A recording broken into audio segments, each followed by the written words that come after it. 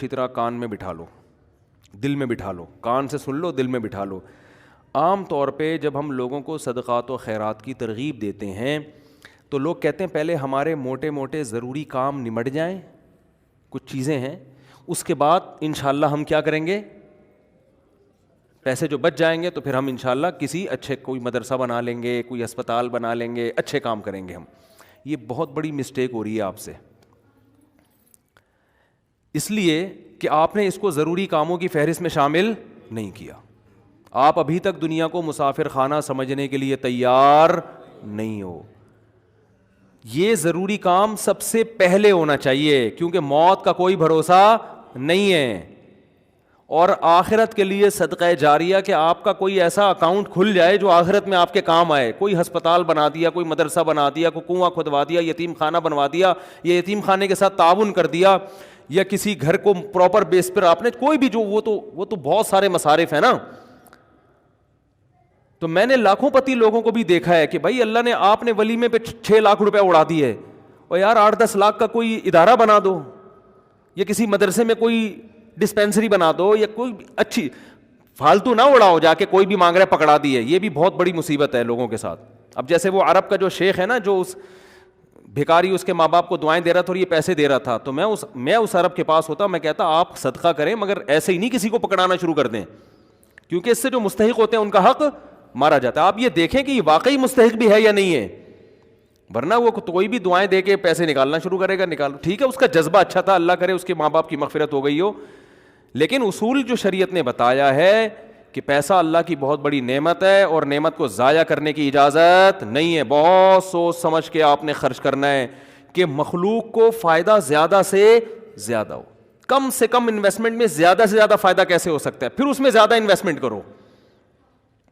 جیسے دنیا کے بزنس کا اصول ہے نا کہ انویسٹمنٹ کوشش ہو کم سے کم اور پروفٹ زیادہ سے زیادہ. ایسے تھوڑی کوئی بھی کاروبار کے لیے 1 کروڑ مانگ رہا ہے, آپ نے کہا پکڑا دیا, چل دیکھا جائے گا کتنا پروفٹ آ رہا ہے. تو بھائی جو دنیا کی تجارت کا اصول ہے وہی اصول آخرت کا. تو آخرت کا اصول یہ ہے کہ جو 2 چیزیں اس میں فوکس کرنی ہے. انسانیت کی خدمت زیادہ سے زیادہ کس کام میں ہے. بعض کام ایسے انسانیت کی خدمت بہت ہے مگر ان کے اثرات زیادہ عرصے نہیں رہتے, پھر بھی یہ کام کرنا ہے, کیونکہ اس میں خدمت کیا ہے, جیسے بھوکے کو کھانا کھلانا. اب ایک آدمی کے پاس کھانے کے پیسے نہیں, علاج کے پیسے نہیں, وہ تو مر جائے گا بیچارہ. بھوک کی تکلیف کون برداشت کر سکتا ہے. تو بھوکے کو کھانا کھلانا یہ بظاہر صدقہ جاریہ تو نہیں ہے, کیونکہ یہ زیادہ ٹائم تک چلے گا نہیں نا, کھانا کھا لیا پیٹ بھر گیا بس ختم. لیکن یہ خدمت بہت بڑی ہے تو اس کو بھی فوکس کرنا ہے. اور بعض چیزیں ایسی ہوتی ہیں کہ جس میں فوری طور پر خدمت تو بہت نہیں ہو رہی ہوتی, لیکن اس کا اثر آپ کے مرنے کے بعد بھی قائم. جیسے کنواں بنا دیا آپ نے, اب کنواں ایسی چیز ہے جب تک کنواں رہے گا لوگ پانی پئیں گے, آپ کو ثواب ملتا رہے گا. درخت لگا دیا, مر گئے تو درخت سے کو بہت زیادہ, ایک درخت سے کیا فائدہ ہوگا, نہیں آ رہی سمجھ میں بھائی ان کے. بھائی آپ نے ایک نیم کا درخت لگا دیا تو کوئی بہت تو نہیں نا, کوئی لوگ اس کو کھائیں گے تھوڑی, نہیں بھی لگاتے تو کیا ہو جاتا. تو اس میں انسانیت کا فوری طور پہ کوئی بہت زیادہ فائدہ نہیں ہو رہا ہے ایک درخت سے, لیکن اس کے اثرات بہت دیر تک قائم رہیں گے. یعنی آپ مر بھی گئے تو درخت کے نیچے کوئی بھی چھاؤں لے گا, درخت آکسیجن سے فائدہ پہنچائے گا, چرند پرند اس سے کھائیں گے. تو آپ صلی اللہ علیہ وسلم نے فرمایا, صحیح مسلم کی حدیث ہے, جس نے درخت لگا کے مر بھی گیا تو جب تک درخت رہے گا اس کو ثواب ملتا رہے گا. تو اس میں فائدہ تو کم ہے لیکن دیر پا ہے, مرنے کے بعد بھی یہ عمل چلتا رہے گا. تو ان 2 قسم کی چیزوں کو فوکس کرنا ہے. اور کچھ چیزیں ایسی ہیں جس میں جسمانی فائدے کے ساتھ دینی فائدہ بھی ہے, جیسے دینی مدارس. دینی مدارس کو سپورٹ کرنے کا فائدہ کیا ہوتا ہے, غریب طلبہ کو کھانا بھی ملتا ہے, علم بھی ملتا ہے, وہ عالم بن کے دنیا میں کام کرتے ہیں. تو صدقہ جاریہ بھی ہے, مرنے کے بعد وہ علماء جو کام کریں گے پھر آگے ان سے جو ہدایت پھیلے گی, پھر وہ لوگ آگے جو تبلیغ کریں گے, تو جب تک اسلام باقی رہے گا آپ کو ثواب ملتا رہے گا. لیکن اب یہ بھی نہیں کہ کسی بھی مدرسے میں اٹھا کے دے دو, سوچ سمجھ کے کون کام کر رہے ہیں, کون ویژنری لوگ ہیں, کون, بہت اس میں پھینکنا نہیں ہے میرے بھائی. جیسے دنیا کی تجارت میں پیسہ پھینکا نہیں جاتا, بہت سوچ سمجھ کے. کوئی بھی آپ کے پاس آئے بولے 1 لاکھ روپے دو, میں پیسے کما کے آپ کو ہر مہینے 6,000 روپے دیا کروں گا, آپ پکڑا دو گے؟ ہیں انکوائری کرو گے بھائی, 1 لاکھ کہاں کون سا کاروبار آ گیا جس میں 1 لاکھ پہ آپ مجھے 10,000 دو گے یا 6,000 دو گے؟ وہ بتائے گا یہ ہے، اچھا مجھے دکان دکھاؤ چل کے. پھر جب آپ کو دکان دکھائے گا تو آپ کہو گے جب 1 لاکھ پہ آپ 6,000 کما سکتے ہو تو اپنے ہی لگا لو. ہیں کیا خیال ہے بھائی؟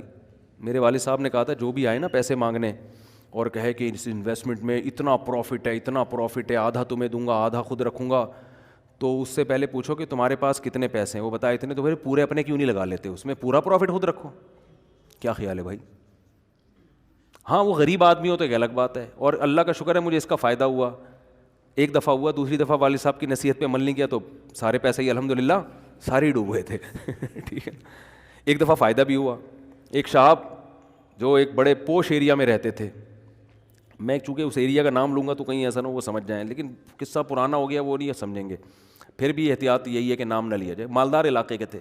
مجھے کہنے لگے کہ میں یہ کاروبار کرنا چاہتا ہوں. اچھا اس ایسے ایریا میں رہتے تھے کہ مجھے پتا تھا اتنے پیسے تو ان کے پاس ہوں گے ورنہ اس ایریا میں رہ نہیں سکتا آدمی.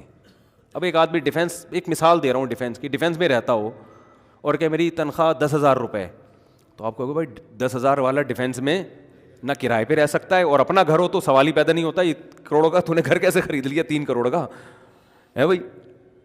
ہو سکتا ہے 4 کروڑ. اسٹیٹ ایجنٹ والے مجھے پھر فون کریں گے آپ نے ڈیفینس کی ویلیو کیا کر دی ہے، بیان میں گرا دی ہے. تو میں مثال دے رہا ہوں. یہ اب ہر بیان کو نا لوگ بڑے سینسٹیو بن کے لے رہے ہوتے ہیں کہ آپ نے ڈیفینس میں 3 کروڑ بول دیے، ہماری تو ویلیو.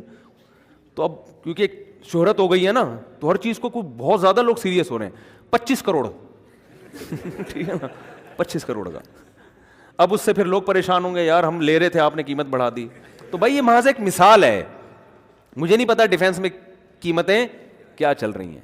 تو کچھ بھی لگا لو قیمت. تو آپ نے کیا کیا، بات کیا چل رہی تھی؟ ہاں بندہ میرے پاس آیا، رہتا پوش ایریا میں، مالدار علاقے میں. مجھے کہنے لگا آپ مجھے پیسے دو، میں یہ چیز خرید کے بیچوں گا، آدھا پروفٹ آپ کا آدھا میرا. تو مجھے ابا کی بات یاد آ گئی. میں نے کہا جو اتنے انویسٹمنٹ آپ مجھ سے کروا رہے ہو تو یہ چیز آپ خود خرید کے بیچ دو پورے پیسوں کی، پورا پروفٹ آپ کا، مجھے آدھا کیوں دے رہے ہو؟ انویسٹمنٹ جو مجھ سے کروا رہا ہے اور آدھا پروفٹ دے رہا ہے، اس کا مطلب وہ رسک لینے کے لیے تیار نہیں ہے. بولے ڈوبیں تو اس کے ڈوبیں، اس کا مطلب آپ کو خود پتا ہے کہ یقینی پروفٹ نہیں ہے. سمجھتے ہو کہ نہیں سمجھتے؟ تو کسی کو پیسے دینے سے پہلے جیسے انکوائری کرتے ہو نا، صدقہ خیرات سے پہلے بھی ایسے انکوائری کیا کرو، کیونکہ آپ کے پاس لامحدود رقم نہیں ہے. غیر مستحق کو دینے کا سب سے بڑا نقصان یہ ہے کہ مستحق لوگ رہ جاتے ہیں. لوگ کہتے ہیں کسی غیر مستحق کو چلا گیا تو کیا ہے، او بھائی پھر اتنے پھر مستحقین رہ جائیں گے اس سے. اور ثواب کمانا ہے نا تو ثواب تو جب ہی ملے گا جب آپ کا پیسہ صحیح جگہ پہ جائے گا. جو غیر مستحق ہو اس کو ہدیہ دے دیا کرو بھائی دوستی یاری میں کہ چل یار گفٹ ہے. بات آ رہی ہے سمجھ میں؟ تو یہ میں اہم پوائنٹ کی بات بتا رہا ہوں کہ 2 جگہ خرچ کرنا ہے، ضرورت اور دوسرا جس کا اثر دیر پاؤ. تو صدقہ جاریہ بھی اچھی چیز ہے اور انسانیت کی ضرورت پوری کرنا. آپ کہہ سکتے ہیں یار ایک بھوکے کو کھانا کھلا دیا پیٹ بھر گیا تو وہ تو بس ایک ثواب مخصوص مل گیا تو اب تو ختم نا، صدقہ جاریہ تو قیامت تک رہتا ہے. یہ اس لیے بتا رہا ہوں کہ ہم بعض دفعہ لوگوں کو بتاتے ہیں کہ یار یہ دیکھو یہ غریب ہے، اس کو بیوہ ہے، اس کے گھر میں راشن ڈال دو. کہہ رہے ہیں نہیں ہم تو صدقہ جاریہ چاہتے ہیں. تو یاد رکھو صدقہ جاریہ کے اپنے فضائل ہیں کہ وہ چلتا رہے گا آپ کا، لیکن بھوکے کو کھانا کھلانے کے، اس کی ضرورت پوری کرنے کے اپنے، وہ ثواب تھوڑا ہے لیکن وزنی بہت ہے. وزنی کیسے؟ حدیث میں آتا ہے قیامت کے دن اللہ اعلان کریں گے، جب میدان حشر ہوگا نا، بہت سختی کا دن ہوگا، تو اللہ اعلان کریں گے کہاں ہیں وہ لوگ کہ جب میں بھوکا تھا تو انہوں نے مجھے کھانا کھلایا، میں پیاسا تھا تو انہوں نے مجھے پانی پلایا، آج ان بھوکوں کو میں کھلاؤں گا کیونکہ انہوں نے مجھے کھلایا تھا. جیسے ہوتا ہے نا آپ کو بھوک لگ رہی تھی، کسی نے آپ کا اکرام کیا، تو اب آپ کو کہیں وہ بھوکا نظر آئے تو آپ سب سے پہلے اس کو کھلاؤ گے نا. یار میں ٹی وی میں آ رہا ہوں کیا ہیں، تھک گئے ہیں تو بیان ختم کر دیتا ہوں، بس ویسے ہی بھی ختم ہونے والا ہے. دیکھو غیرت مند انسان کیا کرتا ہے، آپ بھوکے تھے اور آسان مثال، آپ کی گاڑی میں پیٹرول ختم ہو گیا، آپ نے پیٹرول پمپ والے سے کہا یار تھوڑا سا ڈال دو، پیسے بعد میں دے دوں گا میں آپ کو، ابھی جیب میں ہے نہیں. اس نے کہا چل یار ڈال دیا پیٹرول، میں اپنے پیسوں سے ڈال رہا ہوں، جاؤ یار. ایک دن کیا ہوا، اتفاق سے آپ پیٹرول پمپ کے مالک بن گئے. وہ آیا گاڑی لے کے، پیٹرول نہیں ہے، لائن لگی ہوئی ہے، بہت سے غریب آ گئے بغیر پیٹرول کے نا ٹھیک ہے نا. اب آپ کے پاس محدود پیٹرول ہے تو آپ کس کی گاڑی میں ڈالو گے؟ آپ اعلان کرو گے بھائی جنہوں نے میری بائک میں یا گاڑی میں پیٹرول ڈالا تھا نا وہ بندہ آگے آ جائے, اس کو تو اس کی ضرورت تو پوری کرنی ہے. تو ایک عام انسان جب یہ کام کرتا ہے تو اللہ تو غیور ہے بھائی, تو اللہ اعلان کرے گا بھوک اور پیاس میں لوگ تل ملا رہے ہوں گے, اللہ کہے گا سب سے پہلے ان کو کھلاؤں گا جنہوں نے جب میں بھوکا تھا مجھے کھلایا, جب میں پیاسا تھا مجھے پلایا. تو لوگ کہیں گے اللہ تو کہاں بھوکا ہو سکتا ہے؟ تو اللہ کہیں گے میری مخلوق میں فلاں شخص بھوکا تھا تو اس کا بھوکا رہنا ایسا ہی ہے جیسے میں, کیونکہ حدیث میں آتا ہے الخلق عیال اللہ, جیسے گھر کا کوئی سربراہ ہوتا ہے نا تو بچے بھوکے ہوں گے تو تکلیف کس کو ہوتی ہے؟ باپ کو ہوتی ہے کہ نہیں ہوتی ہے؟ تو آپ صلی اللہ علیہ وسلم نے فرمایا اللہ کی مخلوق بھی ایسے جیسے اللہ کے اہل و عیال, اللہ کا تو اہل و عیال نہیں ہوتے لیکن مثال دی ہے, ایسے ہی ہے, اللہ کو ان کی فکر ایسے ہی ہے. وہ الگ بات ہے بہت سے بھوکے مرتے ہیں, یہ اللہ کی تقدیر ہے, یہ اللہ کی حکمت ہے, دنیا کو اللہ نے ایسے ہی چلایا ہے کہ کسی کو ملے گا کسی کو نہیں ملے گا, یہ اب اس میں تو اللہ سے نہیں الجھ سکتے. لیکن اللہ اعلان کرے گا کہ میری مخلوق میرا خاندان تھی, گویا کہ اللہ کا خاندان نہیں ہوتا, یعنی میرے ماتحت تھی اور میں لوگوں کے ذریعے لوگوں کو کھلاتا ہوں, تو جب میں بھوکا تھا تو فلاں کا بھوکا ہونا ایسا ہی ہے جیسے میں بھوکا. تو اس سے پتہ چلتا ہے کسی بھوکے کو کھانا کھلانا ایسے جیسے آپ کس کو کھلا رہے ہو؟ اللہ کو. تو اگرچہ یہ صدقہ جاریہ نہیں ہے لیکن بھائی ایک نیکی ہے, لیکن یہ وزنی بہت زیادہ ہے. تو ان دونوں مدوں میں خرچ کیا کرو. کرو گے کب؟ لوگ کہتے ہیں اچھا ٹھیک ہے, وہ ایک دو کو تو کھلا دیتے ہیں, جو بڑا اماؤنٹ جو ہے نا جیسے اپنی شادی بیاہ پہ خرچ کرتے ہیں, گاڑیوں پہ خرچ کرتے ہیں, مکان پہ خرچ کرتے ہیں, اس ٹائپ کا اماؤنٹ اللہ کے لیے خرچ, اللہ کے لیے بس وائپر والے کو 20 روپے. اب تو 20 ریٹ تھوڑے بڑھ گئے ورنہ 5 پہ چل رہے تھے, وہ پھر کھلا مانگ بھی رہے ہوتے تھے. وہ پھر کیا مانگ رہے ہوتے تھے؟ ایک آدمی نے کسی فقیر سے کہا کہ ایک فقیر کسی آدمی کے پاس آیا کہ اللہ کے نام پہ نا پتہ نہیں کچھ چائے پلا دو یا کچھ کھانا کھلا دو. تو اس نے 100 کا نوٹ نکالا, بولا کہ 50 روپے ہیں. اس نے کہا ہاں. اس نے کہا کہ 50 روپے دے گا واپس لے. اس نے کہا پہلے وہ اس سے پی لو جا کے. ٹھیک ہے, یہ بھی لوگوں کو جانچنے کا ایک, بھائی بھکاری سے بولے جی پہلے وہ پیسے تو خرچ کرنا تھے تیرے پاس ہیں, یہ بھی ایک طریقہ, بڑا خاندانی طریقہ ہے یہ, ٹھیک ہے نا. تو کیا بات کر رہے تھے یار, اصل میں آج میں اتنا صبح سے گھوم رہا ہوں نا, آج میں 1 منٹ کے لیے نہیں بیٹھا ہوں. صبح سے یہ کام وہ کام, ادھر ملاقات, ادھر جاؤ, فلاں ملتان سے آئے, فلاں کھانے وال سے آئے, فلاں جماعت آئی ہوئی ہے, فلاں یہ ہو رہا ہے. کھوپڑی سارا دن گھوم کے نا جب بیان میں بیٹھتا ہوں تو وہ اتنے مختلف قسم کے سگنل آ رہے ہوتے ہیں کہ اس کو گچی سے پکڑنا کیا ہوتا ہے, بہت مشکل ہوتا ہے کہ یار پوائنٹ سے ہٹے نہیں. تو ہاں میں یہ عرض کر رہا تھا, جلدی سے بات سمیٹ کے ختم کرتا ہوں, کہ لوگ یہ کہتے ہیں کہ پہلے موٹے موٹے کاموں سے فارغ ہو جائیں, یہ بھی, اس کے بعد جب بچا کے بڑھاپے میں بالکل اینڈ میں جا کے اتنے پیسے کسی مدرسے کو دے دیں گے. نبی صلی اللہ علیہ وسلم نے فرمایا انسان ساری زندگی, حدیث کا مفہوم ہے, مال جمع کر کے رکھتا ہے اور کہتا ہے کل خرچ کروں گا, کل خرچ کروں گا, کل خرچ کروں. پھر جب بڑھاپا آتا ہے کہتا ہے یہ فلاں کے لیے اور یہ فلاں کے لیے. فرمایا وقت کان علی فلان, اب تو وارثوں کا حق اس پہ ہو گیا. اب تو وارث کہیں گے ابا ہمیں محروم کرنے کے لیے, اپنی تو ساری عیاشی ابا نے کر لی. اب جب ابا کا انا للہ ہونے والا ہے, دنیا سے جانے والے ہیں, اب بچوں کو نظریں ہوتی ہیں دو دکانیں ابا کی میرے حصے میں آئیں گی. چلو ابا سے ایسی لالچ تو نہیں کرنی چاہیے, لیکن بہرحال پتہ ہے کہ یار چلو ابا نے بنائی اب ہمارے کام آئیں گی. اب ابا کیا کر رہے ہیں, فلاں 2 دکانیں مدرسے کو دے دو, فلاں فیکٹری کو دے دو, یتیم خانے کو دے دو. تو اس میں نقصان کس کا ہو رہا ہے؟ کیونکہ اب تو ابا کو ضرورت نہیں ہے. تو نہ کرنے سے یہ بھی پھر بھی بہتر ہے 1/3 کے اندر کہ بچوں کو نقصان نہ ہو. اگر بچوں کو نقصان ہو رہا ہے پھر تو یہ بالکل صحیح نہیں ہے. حدیث میں آتا ہے کہ آخر عمر میں نا اس طرح سے صدقہ کر دینا کہ بچے دوسروں کے محتاج بن جائیں, آپ صلی اللہ علیہ وسلم نے اس کی اجازت نہیں دی ہے. لیکن اگر بچوں کے لیے اتنا چھوڑ کے جا رہے ہو آخر عمر میں کہ وہ اپنے پاؤں پہ اچھی طرح کھائیں گے پیئیں گے, تو پھر 1/3 آپ صدقہ بھی کر سکتے ہیں, جائز ہے اور اس کا بھی ثواب ملے گا. لیکن میرے بھائی یہ خاندانی صدقہ نہیں کہلائے گا, اس لیے کہ آپ نے تو بھرپور عیاشی کر لی نا. آپ کی تو 4 شادیاں معذرت کے ساتھ ہو گئیں, ایک جس کی ہو گئیں ان کی بات کر رہا ہوں, اور آپ کی تو جناب یہ بھی ہو گیا وہ بھی ہو گیا, سارے کام ولیموں پہ بھی اڑا دیا اور انویسٹمنٹ بھی دبا کے کر لی, کاروبار بھی ہو گیا, سب کچھ مزے تو اڑا لیے نا آپ نے. تو یہ نبی کی نظر میں افضل صدقہ نہیں ہے. افضل صدقہ یہ ہے, آپ صلی اللہ علیہ وسلم سے صحابی نے پوچھا یا رسول اللہ سب سے بہترین صدقہ کون سا ہے؟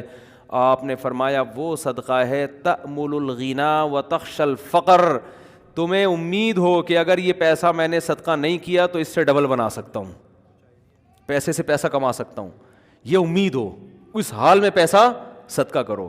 اور یہ بھی ڈر ہے کہ اگر کر دیا تو فیوچر میں غریب نہ ہو جاؤں. اس ملی جلی کنڈیشن میں جو صدقہ ہوگا نا وہ کیا کہلائے گا؟ خاندانی صدقہ. سمجھ میں نہیں آ رہی بات؟ تو اس لیے صدقات و خیرات میں میں یہ نہیں کہہ رہا, یہ تو حدیث میں بھی منع ہے کہ اتنا کر دینا کہ کل لوگوں کے محتاج بن جائیں, یہ تو جائز ہی نہیں ہے نا, کہ اپنے ضروری جو بیوی بچوں کے ہیں وہ تو بہرحال, لیکن صرف اتنا کر لیں کہ آپ جب یہ کہتے ہیں نا کہ میرے یہ چند ضروری کام ہو جائیں تو پھر میں یہ کروں گا, یہ الفاظ غلط ہیں. آپ یہ کہیں کہ میرے چند ضروری کاموں میں ایک اہم ترین کام یہ بھی ہے, تو یہ والا کام بھی ان ضروری کاموں کی طرح ترجیحی بنیادوں پہ کرنا ہے, اور یہ چند ضروری کام جس میں یہ بھی ہو جائیں تو پھر میں کیا ہو جاؤں گا؟ فری, پھر میری مرضی میں جہاں چاہے صدقہ کروں. بہت مشکل ہے بات سمجھانا. تو بڑی انویسٹمنٹ جیسے بزنس پہ کرتے ہیں, بڑی انویسٹمنٹ جیسے شادی پہ کرتے ہیں, بڑی انویسٹمنٹ جیسے اپنے بچوں کی ایجوکیشن پہ کرتے ہیں, ایسے ہی ایک آدھ بڑی انویسٹمنٹ آخرت کے لیے بھی کرنی چاہیے. سمجھا پا رہا ہوں اپنی بات؟ لیکن وہ خاندانی انویسٹمنٹ ہو, مرے تو پتہ چلے کہ یار ایک ہسپتال ہے چل رہا ہے بھائی غریبوں کے لیے. سمجھتے ہو گے نہیں سمجھتے ہو؟ دیکھو گورے بھی بڑی بڑی انویسٹمنٹ کرتے ہیں لیکن ان کا کوئی بچوں کا ان پہ ٹینشن نہیں ہوتی نا, نہ بیوہ کا خیال ہے ان کو, نہ بچوں کا خیال ہے. آپ کے لیے صدقہ کرو گے ثواب ملے گا, کیونکہ آپ تو پوری فوج چھوڑ کے جا رہے ہو اگر میرے بیان سنتے ہو. کیا خیال ہے؟ ٹھیک ہے نا, پوری فوج ہے آپ کی. تو دونوں, اور پھر عجیب بات ہے آپ نے اس نیت سے نہیں کرنا کہ ریٹرن ملے گا, اسی نیت سے کرنا ہے کہ میں نے جو خرچ کیا وہ گیا, ختم, بس دنیا میں نیکی کر دریا میں ڈال. لیکن ویسے میں ایک جنرل نالج کے لیے بتا رہا ہوں کہ اللہ ڈبل کر کے دیتا ہے واپس, بلکہ اور بڑھاتا ہے, پھر دیتے جاؤ گے بڑھاتا جائے گا, دیتے جاؤ گے حدیث میں آتا ہے ما نقصت صدقۃ من مال, صدقے سے مال میں کبھی بھی کمی نہیں ہوتی نہیں ہے. لیکن آپ نے یہ نیت نہیں کرنی, آپ نے یہ نیت کرنی ہے کہ میں دے رہا ہوں اور مجھے نقصان نہیں ہوگا اس کا, میرا کاروبار بھی کم ہو جائے گا اور میرے گھر میں بھی تھوڑا خرچہ کیا ہو جائے گا. یعنی میری اپنی بیوی بچوں سے تو خرچہ مت روکو, ان کو نہ بھیٹ چڑھاؤ اپنے توکل کی, ٹھیک ہے نا. اپنا, میری گاڑی تھوڑی سی سستی ہو جائے گی, یہ ہو جائے گا وہ ہو جائے گا, اپنے اوپر تو رکھ کے سب کچھ کرو. یہ نیت یہی کرو کہ یار کم ہی ہو جائے گا. لیکن ویسے میں جنرل نالج کے لیے بتا رہا ہوں کم ہوتا نہیں, کیونکہ اگر آپ نے نیت یہ کر لی نا کہ بڑھ جائے گا, پھر نہیں بڑھے گا, پھر نہیں بڑھے گا. اور اس میں بات چاہ کے کمپلیٹ ہو جائے, لیکن اس میں آپ نے یہ دیکھنا ہے آپ میں توکل کتنا ہے. صحیح ہے نا, کل آزمائش آئی تو ایسا نا یار مجھ سے آپ کا بیان ہی گلے پڑ گیا یار, تو کوئی بات نہیں, پہلے یہ والے بھی کر لو پھر کر لو, تو خاندانی نہ ہو, غیر خاندانی صدقہ بھی ہو تو چلو صدقہ تو ہو گیا نا. تو خاندانی صدقے کے لیے تھوڑی سی کھوپڑی بھی خاندانی ہونی چاہیے, تو یہ ظرف بھی ہونا چاہیے اسی حساب سے, تو اپنی حیثیت دیکھ کے. لیکن میرا مقصد صرف یہ ہے کہ یار کچھ تو انویسٹمنٹ آخرت کے لیے بھی جوانی میں جب آپ کو ضرورت ہے, بڑھاپے کے لیے نہ رکھو. بڑھاپے میں اللہ اور توفیق دے دے گا. اور صدقہ ایسی چیز ہے جس کو ایک دفعہ عادت پڑتی ہے نا پھر ہاتھ رکتا نہیں ہے اس کا. آدمی بعض دفعہ ایک بڑا اماؤنٹ خرچ کرتا ہے کہ یار یہ میں بڑا اماؤنٹ خرچ کر رہا ہوں بس تاکہ ایک دفعہ ہو جائے, کل مروں کوئی بھروسہ نہیں, کل مر جاؤں تو صدقہ جاریہ ہوگا. تو ایک دفعہ کرو گے نا, عادت ایسی پڑتی ہے اس کی, پھر کل دوبارہ یہی سوچ کے دوبارہ کرو گے. یہ اللہ کی طرف سے ایک نعمت ہے کہ جو کرتا ہے پھر اللہ اس کو صدقے کرنے کی توفیق دیتا رہتا. تو یہ سب سوچ سمجھ کے. تو ہاں اچھا, اس میں پھر دو کام کرنے ہیں. کچھ صدقے تو پبلک کو دکھا کے کرنے ہیں, اپنے بچوں کو بھی بتاؤ, بیوی کو بھی بچاؤ, بھائی کو بھی بتاؤ, رشتہ داروں کو بھی بتاؤ, کیونکہ قرآن میں جگہ جگہ آتا ہے کہ نیک لوگ چھپا کے بھی صدقہ کرتے ہیں اور علانیت. دکھانے کا فائدہ یہ ہوگا پبلک کو ترغیب ہوگی کہ یار اس نے جب یہ ہسپتال بنا سکتا ہے, مدرسہ بنا سکتا ہے, یتیموں کی مدد کر سکتا ہے اور نہیں مرا, ماشاء اللہ کھا رہا ہے, کچھ ہمیں بھی عبرت حاصل ہوگی کہ نہیں ہوگی. بچوں کو جب بتاؤ گے تو بچے کہیں گے یار میرے باپ نے اتنا کچھ کیا, جب وہ باپ بنیں گے تو ان کا بھی دل چاہے گا. تبھی میں لوگوں سے کہتا ہوں اپنی بہنوں پہ خرچ کیا کرو لفافے میں, اور بچے کو بتاؤ دیکھو میں نے پھپھو کو تمہاری اتنے پیسے دیے ہیں, شو مارنے کے لیے نہیں, تاکہ وہ بھی آپ کی بہنوں آپ کی بیٹیوں پہ جب آپ اپنی بہنوں پہ اپنی اولاد کے سامنے خرچ کرو گے تو آپ کا بیٹے کو خیال ہوگا کہ یار مجھے بھی جب میری ارننگ آئے گی تو مجھے بھی اپنی بہنوں کا خیال کرنا ہے. ہماری یہ پرمپرا ہے, ہمارے خاندان میں مرد عورتوں کا خیال کرتے ہیں. آپ کیا کرتے ہو؟ کبھی ایک دھیلا بچے نے نہیں دیکھا کہ آپ کی جیب سے اس کی پھپھو کے لیے نکل رہا ہوں. ٹھیک ہے نا. نصیحتیں آپ کی صبح شام ماشاءاللہ ہول سیل کے حساب سے چلتی رہتی. بچے کو سمجھاتے رہتے ہو غریبوں کا خیال کیا کرو, بوڑھے ماں باپ کا خیال کیا کرو. بچے کو پتہ ہے فری پھوکٹ کی نصیحتوں کے علاوہ ابا کے پاس کوئی کام نہیں ہے. فری پھوکٹ کی نصیحت.